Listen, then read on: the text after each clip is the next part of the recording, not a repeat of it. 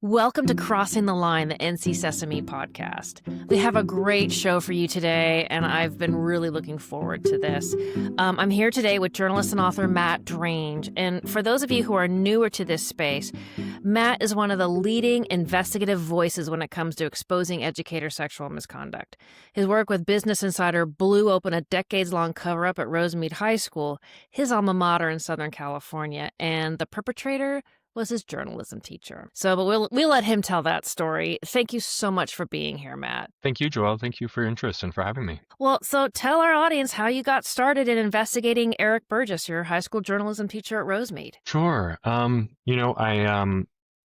guess this story starts back in 2017, which feels like a lifetime ago. So pre-COVID. And it was really by accident, frankly. At the time, most of my background as a journalist has been as a business reporter, and at the time I was covering Silicon Valley. Never reported on education before, and certainly never sought out to tell a story about my high school journalism teacher in that way. But what happened was this was the summer of 2017. So to bring your listeners back, that was really I would say the height of the Me Too movement. This was the summer of Harvey Weinstein. A number of really powerful stories kind of gripped the national attention. It was Donald Trump's first year in office. So there was a lot going on. And I had read a story by a reporter friend of mine called Benefit of the Doubt. That was the headline of the piece. And it was a story based in Portland, Oregon, and as the headline sort of implies, it was about a teacher, I believe he was a PE teacher, who for decades had gotten the benefit of the doubt in terms of his interactions with students, which the reporter found were frequently inappropriate. And I read that story, and I had this very strong feeling of deja vu, but I couldn't quite pin it down exactly. And so I had this thought, I really had no idea. I just had this idea of like, I wonder if there's someone like this at my high school. And so I asked a couple of friends of mine who I went to high school with, and I sent them the piece and I said, hey, read this. What do you think? And I had a couple people close to me say, oh yeah, I think there probably was something like that at our high school, And so I thought, okay, well, I don't normally, like, this isn't my beat. This isn't my area. Again, I'm covering Google and Facebook, right? But I just thought, okay, well, why don't I, as an investigative reporter, I know how to get documents. Why don't I see if I can get any documents that might shed light if there is this behavior at my high school? It's a public school in Southern California. Why don't I just request some teacher disciplinary documents, see what comes back, and maybe I can give those documents to the student newspaper staff and sort of mentor them, as I had done a little bit in the years prior with my former journalism teacher, who we'll get to. And that was my plan going in. Long story short, I wasn't able initially to get very many documents for reasons that I can unpack if you'd like, but essentially I was denied access. How did you go about asking for those? What was the process? Just really quick. Sure. So as a reporter, I frequently file public records requests. And so my high school is a public school. If you went to a private school, you wouldn't be able to do this in the same way. But at public schools in every state has their own version of a public records law. Here in California, it's called the Public Records Act. And so I submitted a public records request under that law and was denied access. I think I might have gotten one page or two of a very minor harassment incident, verbal harassment, that was it. And so I didn't get very far initially. And so I started calling people up from my high school, people who I had known, former classmates, former teachers, who knew the school better than I did. It had been at that point over a decade since I'd graduated. And so I also, I kind of didn't stay that close in contact with people I went to school with. I moved away, and that was kind of that. And so I started to talk to folks, and very quickly within those first, I would say, half dozen phone calls, and it was the same kind of phone call. I said, hey, I read this story, benefit of the doubt. Is there someone like this at Rosemead High School? And very quickly, people clued me in. Yes, there is. And perhaps the number one name that kept coming up was my journalism teacher, Eric Burgess. And so I thought, gosh, well, if that's true, there goes my plan for getting records and giving it to the student newspaper staff because he's still their advisor. I can't put them in a position like that. That would be crazy, to report on their own advisor in that way. So that really kind of changed my approach pretty fundamentally. And from there, I actually tried to give the story away. It felt, in a lot of ways too close. As an investigative reporter, I don't do first person stories typically. I don't, there's conflict of interest concerns. And so it was a story that, while the more I learned, while I was confident there was an important story to tell, I also just felt like maybe someone else should tell it. And so I kept reporting behind the scenes. I kept talking to more people, filed more records requests, learned about some pretty concerning things with my high school journalism teacher.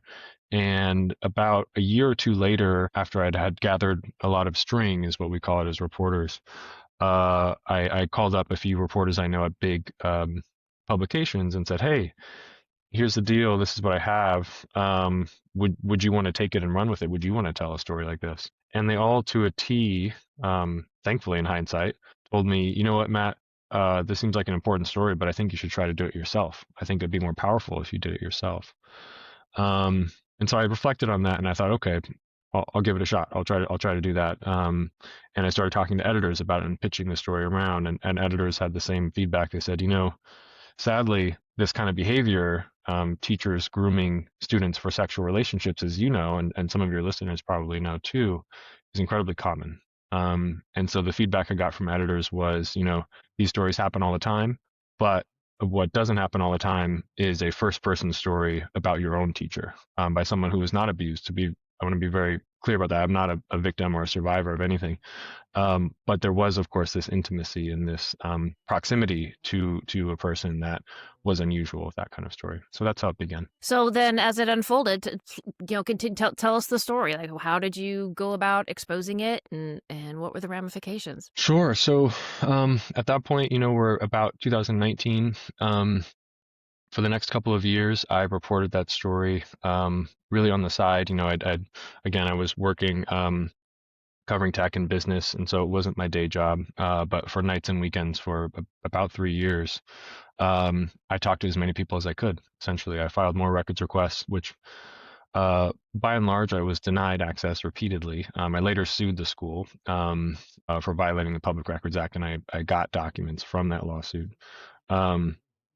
But initially, it was a lot of conversations and meeting people. In the end, at this point, I think I've interviewed more than 350 people connected to Rosemead High School. So a lot of current and former employees, and a lot of alumni and current students as well as administrators, district employees, you name it, law enforcement around the school.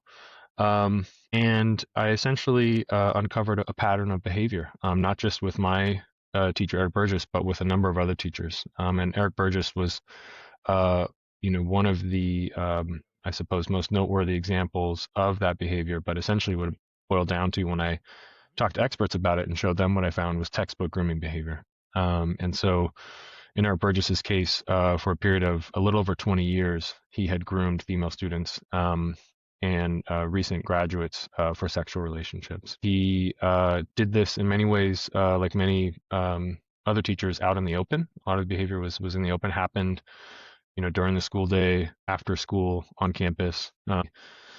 Started out the story that I ultimately published in 2022 with a scene on the floor of a classroom, a darkened classroom, a summer school classroom, that had happened a few years prior. Actually, coincidentally happened that same summer of 2017 that I started reporting on this. I had no idea at the time that my teacher, Eric Burgess, was caught on the floor, partially naked, with a teenage girl who had graduated 3 weeks before. And that investigation at Rosemead High School into that behavior, even though a security guard quite literally walked in to that situation, the lights were off. The security guard, she knew that something was amiss. She couldn't quite see what was happening. It was very dark. Southern California summer, bright outside, very dark inside kind of situation. But she knew that something was off. And she reported that to the principal at the time of Rosemead High School, who did what I would describe as a very cursory investigation. um, which really went nowhere. And Burgess was allowed to continue teaching. Fast forward a couple of years later, in 2019, he was put on leave. That was around the time that I was, as I mentioned, reporting on his conduct behind the scenes. That reporting led to some people coming forward and raising concerns with administrators. They ultimately got copies of, I guess the best way to describe them would be sext messages between him and the young woman that he was caught on the floor with that day, that described in pretty graphic terms, their relationship. He was put on leave, and the district opened another investigation, a subsequent investigation into his behavior, and one that ultimately, um, in part because of his own conduct, led to him resigning, and essentially being forced to sign a separation agreement that barred him from teaching at the school ever again. Uh, in 2019, Burgess had been put on administrative leave, as the district investigated his relationship with this young woman, who we called Sarah in the story. And I think the biggest piece of evidence that came up in that investigation, which I obtained and the district obtained as well, were a series of voicemails that he had left the young woman, Sarah, instructing her to lie on his behalf, both to the district investigators and to me. And in pretty explicit terms, described their relationship, and was also very revealing, just in the manipulation that went into that relationship that he was exerting on her. Hey, so shit's really getting pretty heavy around me. The district has a private investigator. There's another journalist who is interviewing people. Apparently, there's talk about them trying to see if I've been communicating with you. It's just everything is falling apart in my life right now. But it's my fault. So just like I said, if anything really big happens, give me a call. If not, just just stay low. Okay. So all right, I'll talk to you soon. When I ultimately talked to Sarah, that was the first thing on her mind, really, was this idea that she was, as she put it, done lying for him. And I think that manipulation and that abuse of trust is ultimately what is core to it, in my experience now, having reported on this across the country over many years, to almost every case of grooming behavior. It starts with that trust. And so that was certainly the case with Eric Burgess and Sarah. And these voicemails where he was literally, in his own words, obstructing the district investigation is ultimately what cost him his job and his career at Rosemead High School. And so at the end of 2019, in December of 2019, Burgess signed a separation agreement. He was paid through the following school year. So he got paid, as is often the case, when he was on leave, and then also, in fact, after that. And as part of the separation agreement, and this is also often the case, as I subsequently learned, there is a strict non-disclosure agreement in which the school district, if they were contacted about Eric Burgess, would provide only content-neutral material, meaning the subjects taught, the dates of employment, salary earned, those sorts of things. In other words, they would not in any way, shape, or form discuss that they investigated him for sexual misconduct, or these voicemails, or anything that they found in their investigation, which is a key part, I think, to unpacking Pass the Trash, which we can talk about. But this is a pretty textbook case of how Pass the Trash is enabled. Well, and this wasn't a one-off. He had like a 20-year history of abusing kids, didn't he? And you were able to uncover that? He did, yeah. So, Sarah was simply the most recent victim, and the one who, for the district's investigation, they were able to have the most receipts, so to speak. I think the voicemails in particular, there were also photos, text messages, including some that I published as well. But yes, that's correct. I mean, going back to the late 90s, actually, is when Eric Burgess, as far as I understand it, first began inappropriate relationships with teenage girls. And as far as I know, the first victim of his, a woman named Mia, who we describe in the story, shadowed for a summer school class. and they began a sexual relationship during and soon after her senior year in high school. And in fact, they later had a child together. When Eric Burgess was confronted about that by the then, I believe, assistant principal, he stated that they met at a local college, which was not true. If you had, all the assistant principal had to do was check the attendance records, and she would have seen that the student was a student of his in his summer school class. But he lied about that. The English department even had a baby shower for the two of them. That was organized by other faculty. I found invites from that that Mia signed. You documented evidence from the time. This was 1998, I believe, 1999. It was this open secret. People at school at Rosemead High School knew about this. In fact, when I was a student, fast forward about 10 years to 2006, 2007, when I was a student of his, I remember his son would come to school, and I heard whispers about his son, like, oh, other students would say, the mother of, I won't say his name, but the mother of this boy is a former student of Burgess. Like, really? Like, I don't know about that. It was sort of this open secret, but almost felt like a rumor, Yeah, well, it's so unbelievable. Who wants to believe that? Mm-hmm. Yeah. And I certainly didn't know. I mean, I had complicated feelings, reporting the story out about kind of should I have recognized some of these signs when I was younger, when I was 17. But ultimately, I mean, I think, we're all just kids, right? And so, I don't think even if the red flags had kind of piqued my suspicion, so to speak, I don't think I certainly would not have known what to do with that or how to handle that. And so, going back years later and investigating him was really both interrogating and examining his behavior, but also in many ways, my own childhood and the childhood of everyone around me.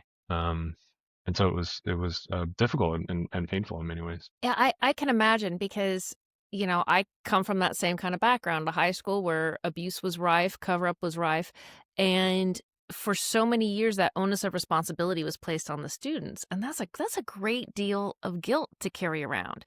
And I still get, I'm significantly older than you are, but I still get emails from people saying, "I'm sorry I didn't do anything sooner." I'm like, "You were 16 years old. That's not your job. It's your job to be a kid, and it's your job to love, and it's your job to learn. It is not your Mm-hmm. job to police adults who don't have boundaries." Mm-hmm. Right. So tell me a little bit about, because you're explaining a culture of cover up. They're having a baby shower for the girl who becomes pregnant. There were other behaviors. What other cover up behaviors did you see in your reporting on Burgess? Yeah, a lot. And I should say too, similar behaviors that I found with other teachers as well later. It certainly wasn't just him. I think one of the key themes that emerged from my reporting was failures by mandated reporters on campus, right? Which today is virtually everyone on campus. At the time, it was a little bit more limited in terms of who is a mandated reporter, and just briefly, that means that if you suspect an inappropriate relationship with an adult and a child, you are supposed to report it, not to your principal or your supervisor, but to Child Protective Services. And a lot of people at Rosemead High School, at least, and other schools that I've reported on, fundamentally did not understand that and felt that, well, if I see something inappropriate, I'll just tell my principal or I'll tell my department head. And so I think there was a lot of, frankly, lack of education, which might sound kind of crazy to some people, given that mandated reporting. I mean, I teach now. I teach at the junior college level. I come from a family of teachers, and so for me, it was just sort of like, what's complicated about that, But I was in school, a place where boundaries were blurred constantly. I think there was a lot of misunderstanding with that. And then I think too, even the educators who understood what was legally required of them as mandated reporters didn't want to ruin the life of someone they cared about, and that is incredibly common. This idea that mandated reporters who might have seen something, for example, at Rosemead High School, all the classic signs. So, giving students rides home, giving students gifts, spending one-on-one time with students outside of class, all things that are not, the security guard walking into a darkened floor as an adult and a child are having sex, but that are red flags for grooming behavior. Those are routine at Rosemead High School. And I think there was this very common notion on campus that, well, did I see what I think I saw? Maybe it wasn't that. Eric Burgess, for example, I think is a great example of someone who did a lot of good, frankly. Burgess, I think I'm a good example of that as a former student of his who went out of his way to help students through difficult times. When I talked to him about some of his behavior later, he wanted to tell me about all the times he had given poor students, shoes so they could play basketball, had given a student a ride home so they didn't have to walk because they lived 20 miles away. A teacher who really did, I think in many ways, care about his students, but who also, in the same way that many teachers I've found who've groomed students for sexual relationships, really understood that before you groom a child, you have to groom the community around them, including adults and other kids. And so that process for grooming the community first is what leads to a situation like this story that started me on this path, which was benefit of the doubt, right? If you groom a community and something happens, you give a student a ride home, you give a student a gift, whatever it may be, you will get the benefit of the doubt. And that happened time and time again at Rosemead High School. Well, and you also see that the people who are sexual perpetrators are going to be the charismatic, giving people that kids are attracted to, who know how to attract kids and know how to, because all kids want is to be loved. And so they take advantage of that. Unfortunately, that's when you see the teachers of the year and people like Eric Burgess who did all these wonderful things for the students he didn't molest. They're able to court their principal and stuff. I went through the entire mandatory reporter training in California this past year because I was curious. Mm-hmm. And it's interesting because they're finally hammering home that the threshold is suspicion, and I think that's the toughest part for people. And another video training I saw talked about, and it was interesting, and I think it hit a point that I was not prepared to see addressed publicly, which is if you have a suspicion, your career can be ruined if you don't report it. And I'm like, wow, that's interesting, because it's not like you need to protect the kids or anything like that. It's like you don't want to ruin your career because you didn't report this XYZ person. Right. So There's you a lot said of pressure with that. So did you talk to Eric Burgess, you said? What was that conversation like? I did, yeah. I talked to him the last time I spoke with him, actually, would have been, I believe, in 2019. And we quote briefly from that conversation I had with him. In fact, I have it right here. I'll just pull it up because I think it's telling as well.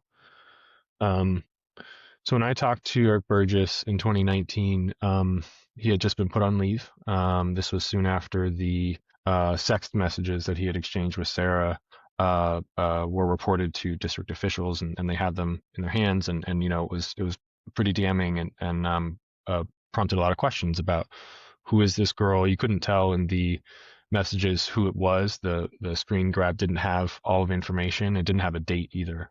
So the main questions were who was this young woman, and how old was she when these were exchanged. And so as the district was piecing that together, and as I was piecing that together too, I talked to him on the phone. And I think very quickly in that conversation, he really wanted to steer it to kind of, as I alluded to, all of the good that he'd done. He even before we talked on the phone, I remember he made a point to tell me over email, or might have been Facebook Messenger. We were exchanging messages. I said, "Look, this is what I'm doing. I need to talk to you. This is really important." And he told me before that, he said, "Hey, remember the scholarship that happened for your little brother?" So my brother passed away when he was 20 years old in 2014. He drowned. And he was also a former student of Burgess. After my brother died, my family set up a scholarship in his honor. And Burgess, back at Rosemead High School, my brother was in college at the time, Burgess, back at Rosemead High School, had a student write about the scholarship, in the student newspaper. He signed that student a story to write about it. That's the kind of thing that years later he told me before we talked, like, hey, remember this thing that I did for you, that I did for your family, and then I talked to him on the phone, and it's like, hey, you have to look at all the things that I did for these students, where I gave kids shoes, I gave them food, I was a shoulder for them to cry on, I, did all of these things. He really wanted to talk about all of the good that he had done. And I kept trying to tell him, like, look, I understand that I'm not trying to take that away from you, but I need to talk to you about Mia, about Sarah, about these other students. That's what I'm reporting on. That's what I need to talk to you about. And he wouldn't really do that. He said at the time, I understand what you're trying to do, and when the district investigation has concluded, I'll sit down with you and we can talk about that more. And I remember in the follow up to that conversation, he sent me a message, and I'll read it to you here. That kind of, for me, stuck with me. He said, "It is disappointing that we are communicating under these conditions, considering what you and your family has meant to me over the years. But I suppose a man has to do what a man has to do to make his impact on this world." He sent me that, and that was really the last I ever heard from him. He never followed through on his promise to sit down with me after the district investigation concluded.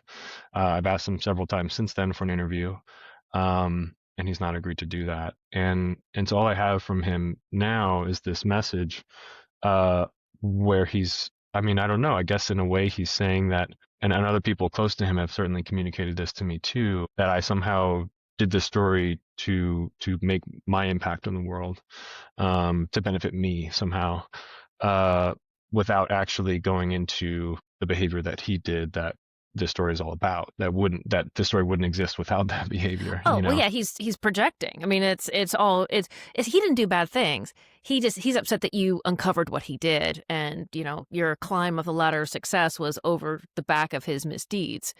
That's very, very telling and very typical predatory behavior, because he's a narcissist. He doesn't understand what he did, or maybe he does and doesn't want to acknowledge it. But wow, that is. So do you know what he's doing now? See, obviously he can't teach. So what happened with Burgess took about a year and a half, I believe. But ultimately the state of California did revoke his credential. So he cannot teach in California at a public school. There are, however, charter schools and other private schools that are known, and in the past have certainly hired educators who don't have a credential. And there are other states, and this is very common, I subsequently learned, where a state credentialing agency will not do a background check of a prospective candidate who worked in a different state. So it might be difficult for him to teach, but I would not say by any means impossible. And I don't know what he's doing now. I don't know if he's teaching somewhere else. I don't know if he's working with children in some other capacity, after school, as a coach, as a paraprofessional. I mean, there are so many ways in which adults who want to have and seek out sexual relationships with children can have them. I don't know. Yeah, And I don't know he wasn't criminally charged, correct? To this point, Eric Burgess has not been criminally charged. No. There is a ongoing LA Sheriff's Department investigation into him and several other teachers I reported on. But at this point, as far as I know, he has not been charged. So let's go to the discussion of passing the trash. And so he wasn't arrested. Now, are you finding that because like if an out-of-state school district or credentialing agency does a background check, but there's no criminal background check, they wouldn't have picked it up anyway. I mean, because he's not criminally charged. Yeah, and it's a big flaw in what some laws like SB 848 are trying to address, is this idea that backgrounding a teacher should include thorough checks to places they've worked, because most of these cases are similar to Eric Burgess. Eric Burgess is a textbook grooming case, including afterwards, and the fact that he was not to this point criminally prosecuted. Many survivors of this behavior don't want to go to court. In fact, for many of them, they have very complicated feelings about their relationships with these people to this day, sometimes decades later. Feelings of wanting to protect that person, of not wanting to hurt them or their family. Again, these are relationships that are built entirely on trust and are about an abuse of trust. And so it's not, I think for some people, they might have this concept like maybe Harvey Weinstein is a good example, where it was almost this black and white villain, who would come and really force these women, using the power that he had on the movie set, to do things they did not want to do. Grooming children in a school is a very different context. These are people who are not black and white, I think, in that way. And so, the lack of criminal prosecution would in fact be a hurdle to a background check. And, in California, only, in fact, hasn't even started yet. In a month and a half, we'll have this law that will go into effect that will address a piece of that. Other states have similar laws in the books, but it's a very patchwork system. And the reality is, there are many, many teachers, probably many more than we even know about, that abuse children, go on to another school and continue that behavior, and are allowed to do so because of a lack of due diligence on behalf of administrators who hire these people. So what SB 848 does in California, that requires the person to disclose where they've taught in the past, and then the state does a background check at those various locations? Correct. And it's modeled after similar laws in other states that require that. And that's a great start. But again, I found cases in Washington, in Missouri, in Florida, where even with laws like that on the books, administrators missed behavior at other schools, or teachers lied on their applications, and there weren't phone calls to former principals. One principal who oversaw Eric Burgess for a long time, a woman named Diane Bladen, lamented to me with other teachers that not Eric Burgess, but other teachers, like, gosh, how did this other teacher get a job 30 minutes away? I wish they had just called me. I wish that school had called me, as though she were powerless to do anything about that. And that absent that phone call, because on paper he had not been criminally prosecuted, there were questions but no clear evidence. There was nothing to prevent him from teaching. And so really what you're left with, and my conversations with administrators have turned this up time and again, is this really unsaid way of backgrounding people, where if you call an administrator and all they tell you is the dates of employment, the subject's taught, the salary they made, that in itself is this red flag, and that you shouldn't, as one administrator put it to me, I wouldn't touch that guy with a 10-foot pole if I got feedback like that from a former principal. And so it's this really, I would say, kind of absurd, unspoken thing that because fundamentally we have valued the reputations of teachers over student safety, that you're left with this. I wouldn't even call it a system for background people. I don't know what it's farcical. I don't know what you would call it. And that is the status quo. That is the norm. And I don't think most people understand that. And 99% of teachers are good people, and it's this 1% that is sullying an entire profession. And so, and it's interesting what you talked about, that principal expected the other school to be proactive, but then you think about that other school and they're like, gosh, if we call, we could get sued. You can't just, and of course they're not going to have paperwork backing it up. So you can't just call with quote unquote baseless allegations because they refuse to keep paperwork on a particular perpetrator educator. What role do you see the unions playing in this? Do they play an active role in protecting these teachers? I think yes and no. I think it's maybe a little bit more complicated than some people think. Typically with a case like this, certainly in California, but in other states that I've looked at, it's similar. The union is involved up and until it becomes a question of potential criminal conduct, meaning sexual. So, the union is going to represent a teacher through to the end if it's a question of, did the teacher cheat? Did they steal something? Did they,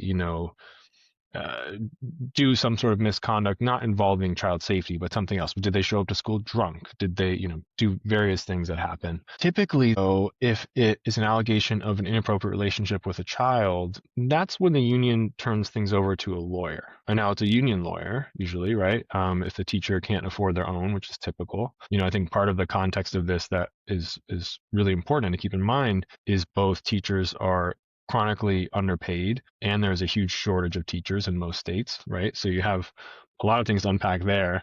And so you have this lawyer appointed by the union, and that's kind of generally where the union kind of takes a step back until usually the end of the process. So they go from, okay, now you're going to work with this lawyer. This is kind of getting serious. They're going to represent you now. Now that could go to criminal prosecution in rare cases. Usually it does not. Often, as we've talked about, students don't want to talk to law enforcement. They don't want to press charges, not for any reason that the behavior didn't happen, but they simply don't want to go there. Well, they've been manipulated into these actions in the first place. So it's yeah. There's a lot of feeling of shame, of complicity. There's a lot of psychological reasons and damage that prevent that from happening. But a fraction of cases go to criminal prosecution. But instead, what generally happens, a more common situation is like with Eric Burgess, where once the district has enough evidence where they feel like the teacher has, some states will refer to it as conduct unbecoming an educator, right? So in other words, do they have enough to recommend that they be charged for, criminal sexual abuse of a minor? No. Do they have enough, like, for example, these voicemails that Eric Burgess left a former student to say, hey, you have violated district policies, these policies, you have violated boundaries with this student or other students, and so therefore you cannot work here. And where the union will sometimes get involved is at the end of that process when it comes to a settlement or separation agreement. I collected settlement and separation agreements from 500 plus school districts across the country, the 10 largest in every state. And I can tell you they are all very similar to each other.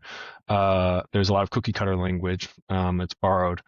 And the biggest thing that is part of is sort of a cog in this machine of pass the trash are these non-disclosure agreements that are very common. Some states have actually outlawed them, even though I found school districts in states that have outlawed them still use them. There's an enforcement question with all of this, but some states have taken action to limit the use of NDAs. But that's where a union might get involved and say, hey, okay, so you did what you have to do.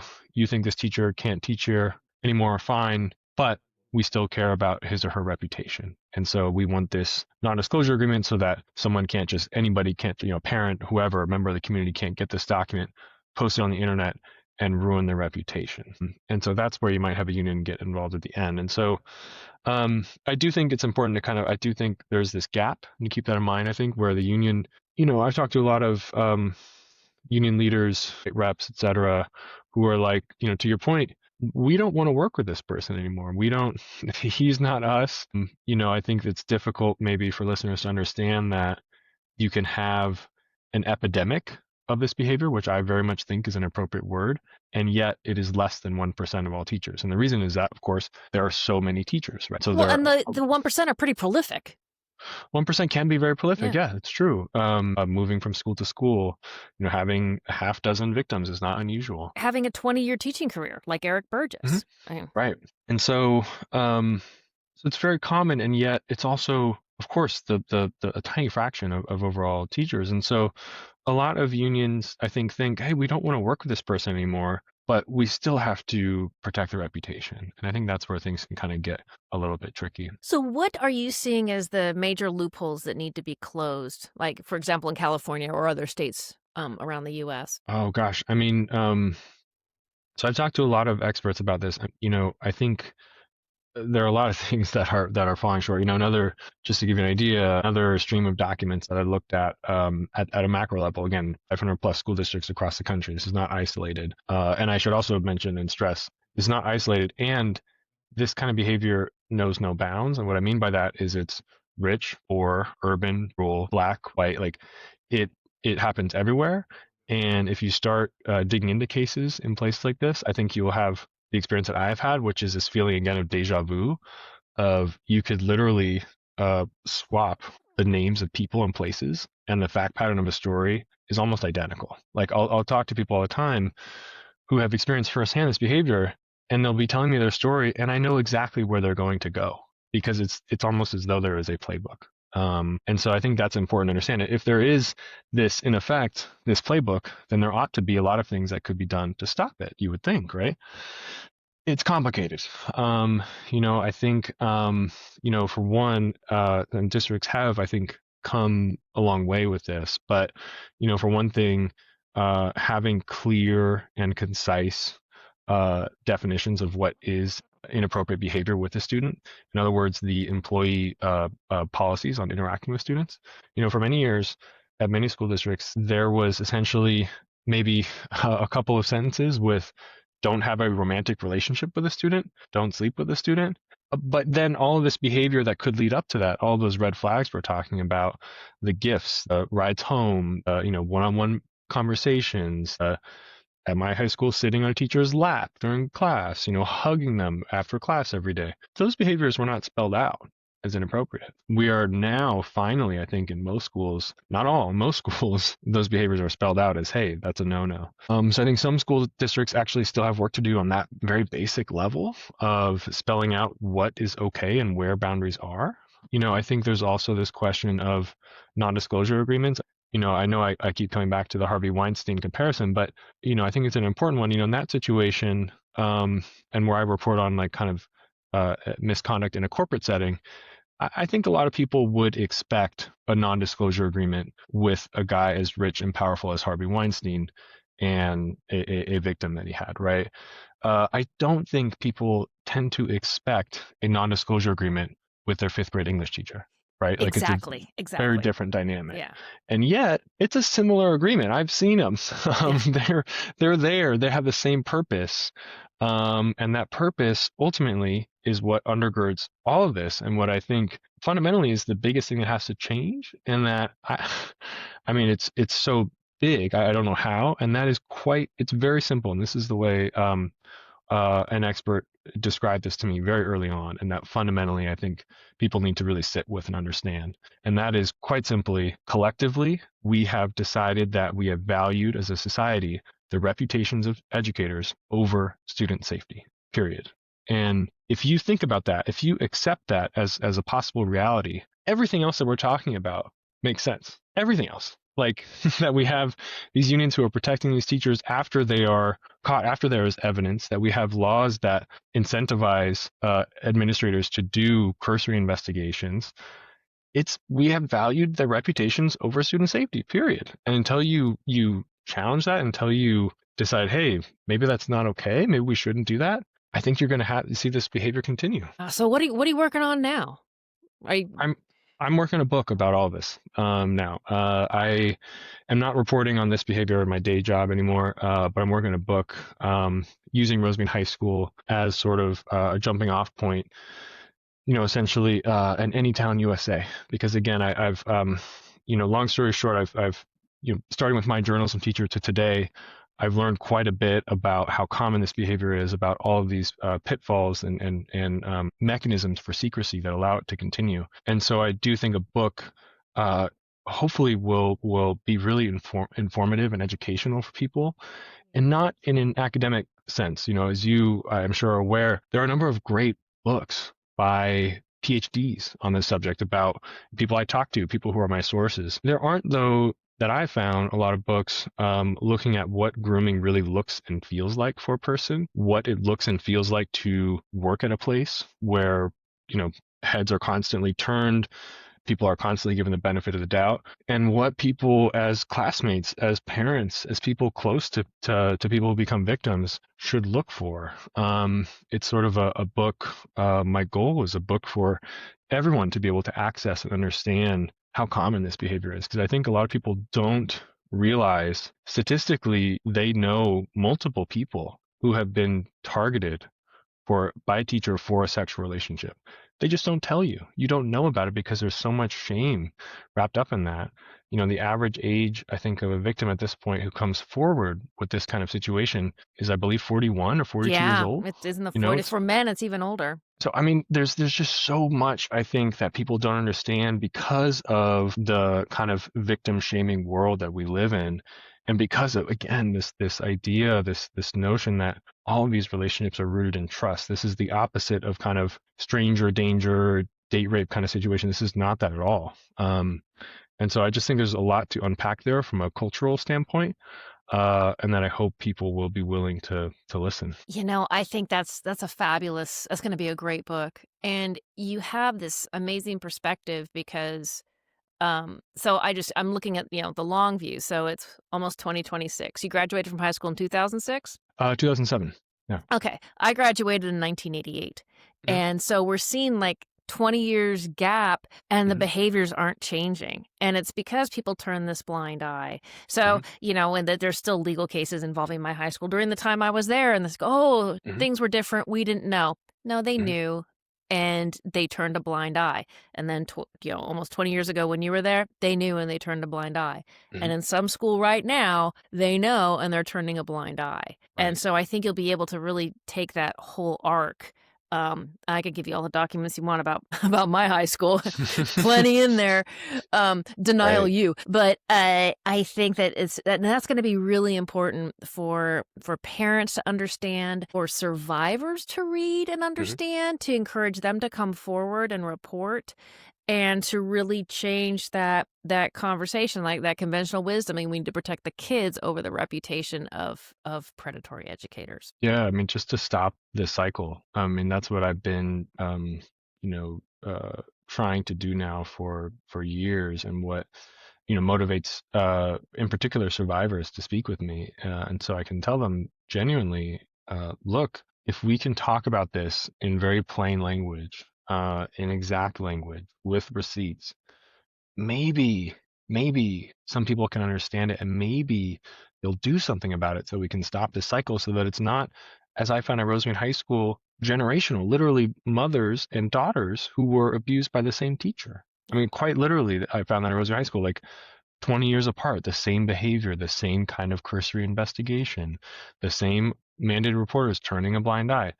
This is quite literally cyclical, generational, and I don't think it is going to be stopped unless collectively we all decide to talk about it and face it. Oh, this has been a tremendous interview, Matt. I cannot thank you enough.